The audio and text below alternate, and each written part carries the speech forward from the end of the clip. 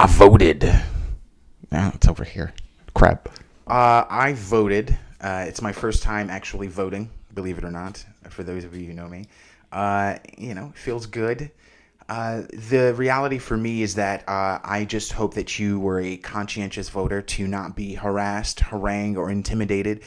I understand that there is, a societal pressure that is, the likes of which I've never seen or read about in history, probably going back, at least in modern times, as far as like the civil rights movement around the time, JFK was assassinated. There's a lot of momentum going on, and that's a good thing. But the reality is the conviction seems to be overtaking the logic. There is a lack of understanding as to how to have the dialogue that should be the constructive friction, right, that comes from disagreements.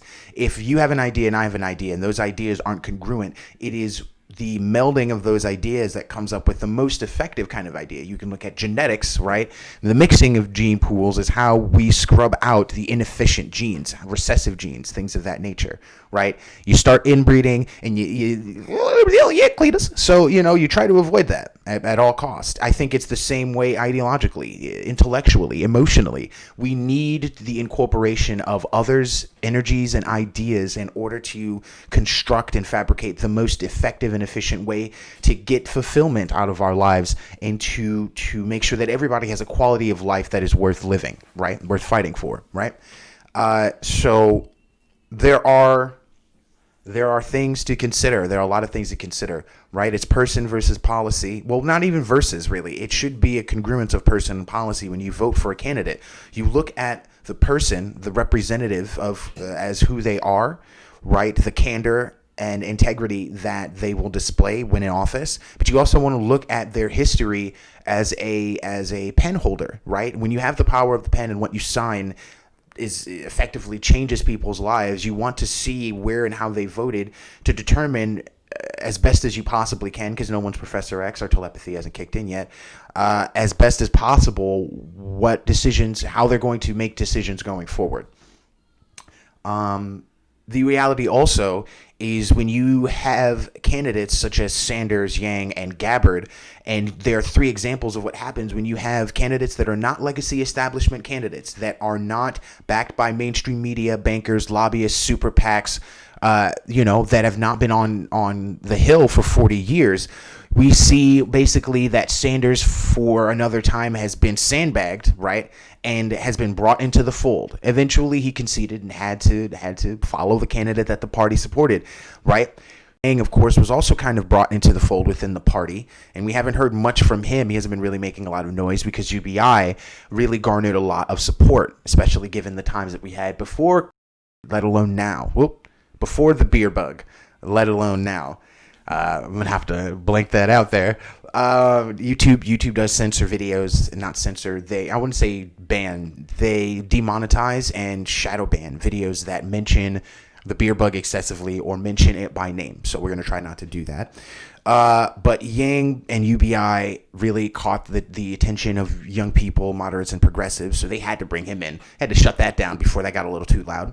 And then Tulsi Gabbard, Kamala Harris, after she attacked Kamala Harris for the extension of sentences for prisoners for penal labor, and her laughing at first-time drug offenders having extensive sentences, she called her out on the debate, and then all of a sudden she was called a Russian agent, all this and that and the third.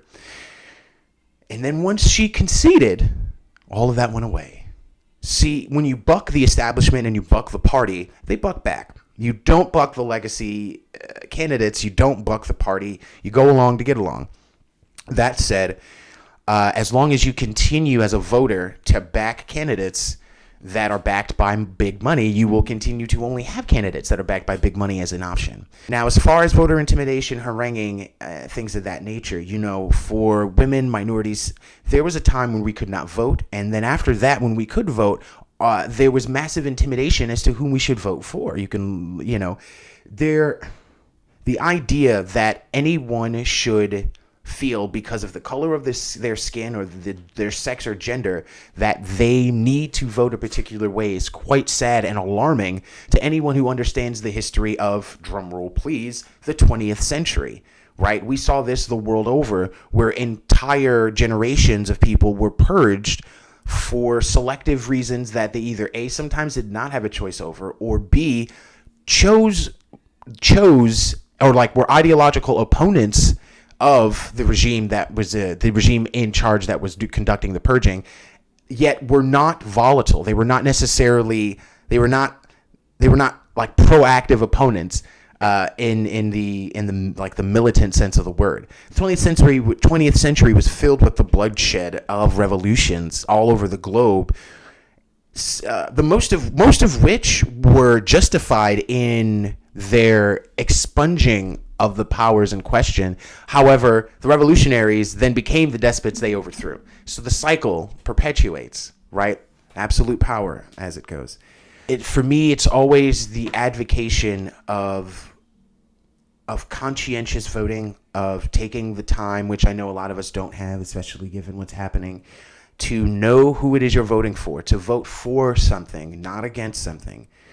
At the end of the day, we need to live with each other, and this needs to be constructive. I've spent the day, because I've been under the weather. I was thinking about making a video today, and I really haven't been able to. I've been watching quite a bit here, and the last video I watched, I'll put a link up to the video in the description, and it's former members of the Department of Defense, former members of the Department of Energy, Education, independent civilian organizers, things like that, all congealing together to basically overthrow the government. And I know it seems like I'm reveling in this. For me, it's a thing of watching the maturation of the radical left as it goes from random firebombings, destructions of their own towns for the people they're supposed to represent, the sort of hypocrisy and antithetical methodologies that really, deter members from thinking for themselves. This group think, this childish, juvenile group think, and this random sort of heartfelt, right? But this random destructive action that really was not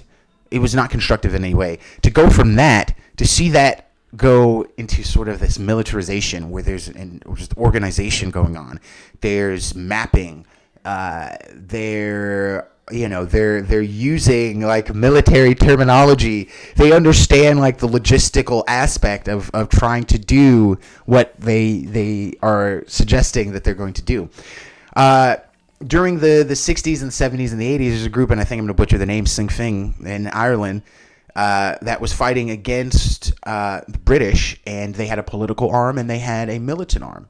And the militant arm, which I believe is the IRA, I could be wrong, but I believe it was the IRA. The militant arm would go around and do things like bomb police funerals, and kidnap people and stuff like that. Not necessarily suggesting that the radical left does that, but they understood that there needed to be political action taken, and there needed to be steps taken to get the British Parliament to the political table. So, it's good to see them recognize that. But at a local level, individuals have this sort of Pol Pot groupthink mentality where they will purge you if you do not wholeheartedly agree with them 100%. That's got to go. And unfortunately, in the video, you'll see that there is an ideological component that weighs heavily on whom they deem enemies and allies, right? But that said, be well. I hope you voted. I hope you voted for something, not against something, always. Subscribe and like. Take care.